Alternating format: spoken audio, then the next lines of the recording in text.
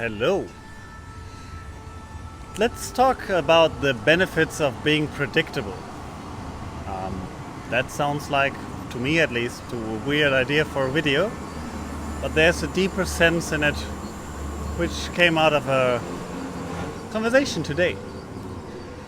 So a friend of mine was looking for an accountability partner for her YouTube channel. And basically my initial reaction was like, hell yeah, I'm there.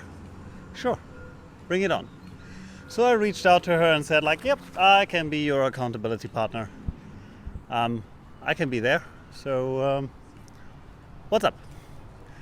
And the reaction was quite genuine by basically saying like, oh yeah, I knew that you would come up. And this is something where I got like, okay. I was hoping that it's good. And like a good answer on this. And the second question was, but do you have time though? And the fun part is here, and I tell that to so many people who I'm working with, who I'm friend with. Time is a pretty limited resource where you basically just decide how to spend it. Because it's there anyways, 24 hours, 7 days a week. Well, you have to decide every single time, every single day, every single moment, however you call it, how you want to spend it. And there's one part into it. It's spending, it's gone then. There's no real cash back on time. It's probably possible if you excel in a skill which saves you time after, like typing fast with a computer keyboard, which I still don't do at all. And yep, that could be something for the future. But Ali, for example, is super fast. I will link his video up there. And then you have the other parts of where you just spend time to someone, for someone, with someone, and also for yourself. Because I generally believe that if you talk to a person, you always get something out of it. For yourself too, but you don't have to.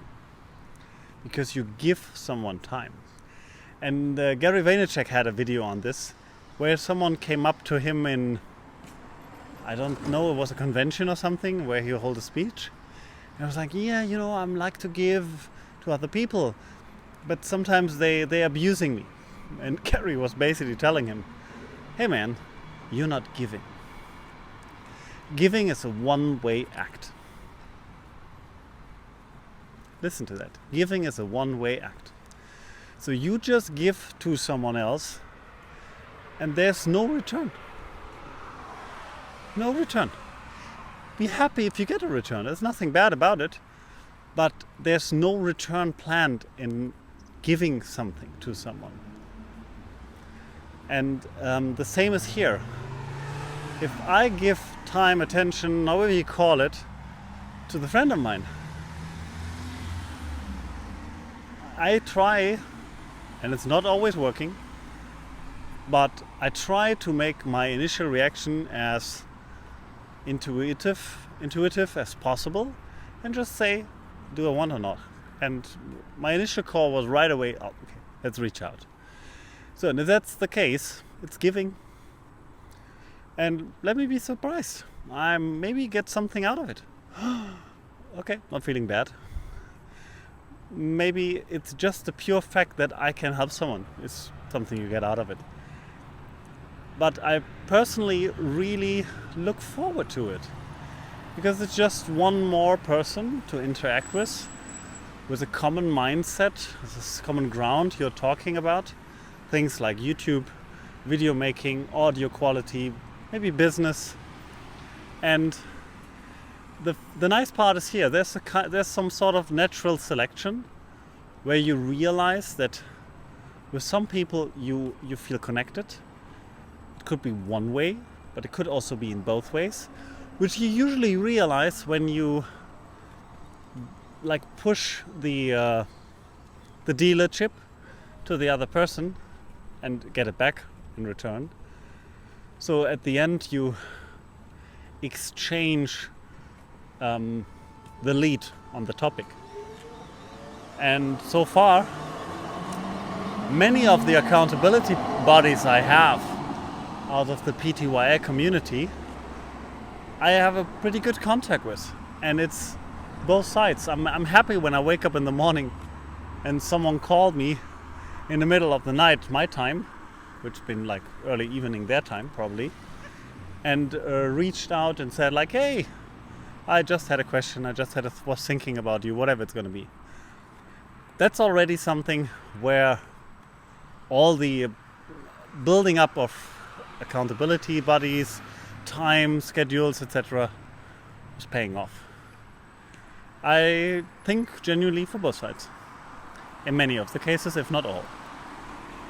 And that is a reason why when it comes to accountability right now, I still feel more drawn into saying yes than to no, because I can tap into all these positive emotions I got out of the existing people I'm in contact with.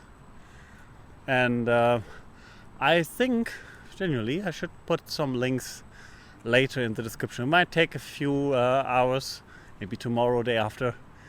I have a little more work to do, but if you want to check out some of the other creators I'm in contact with, I will leave some of the links down there.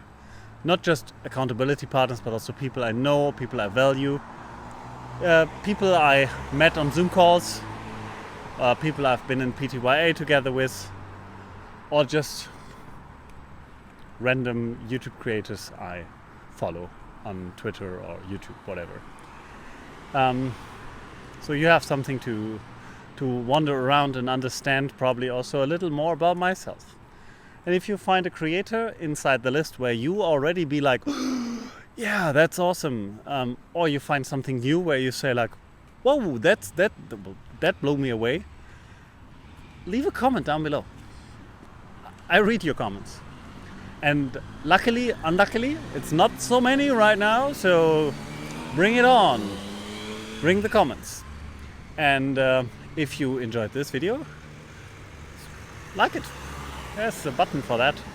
And if you want to hear more of this, subscribe to the channel.